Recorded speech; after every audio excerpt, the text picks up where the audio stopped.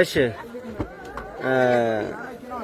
አርበኛ ኢንጂነር ደሞዝ ግዳፍ የአፋብን ጎንደር ጠቅላይ ግዛት የማህበራዊ ዘርፍ ኃላፊ፣ ዛሬ እንዴት ነው የከፍ ያለው ደሴ ልጆች በንፋስ መውጫ ያለው ተጋድሎ እንዴት ነበር?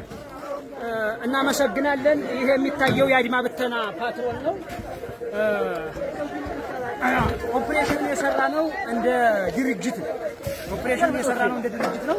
ድርጅቱ በተለይም በጎንደር ደቡባዊ ቀጠና በሶስት ኮሮች በአንደኛው ባንታባ ተኮር በከፍ ያለው ደሴ 206ኛ ኮርና በ204ኛ እስካለው ደሴ ኮር በተሰራው ኦፕሬሽን እንዲሁም ከወሎ ሚኒሊክስ ካሉ ወንድሞቻችን ጋር በመናበብ ደብረታቦር፣ ክምር ድንጋይና ነፋስ መውጫ በጥላት ቁጥጥር የነበሩ ከተሞች ስለነበሩ እነሱን ለመምታት በቀጥታ ወደ ከተማው ነው ገብተን ያደርነው።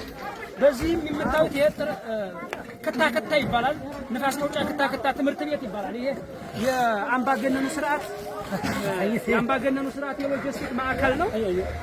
እንደምታዩት ይሄ ፓትሮሉ የልዩ ኃይል ፓትሮል ነው።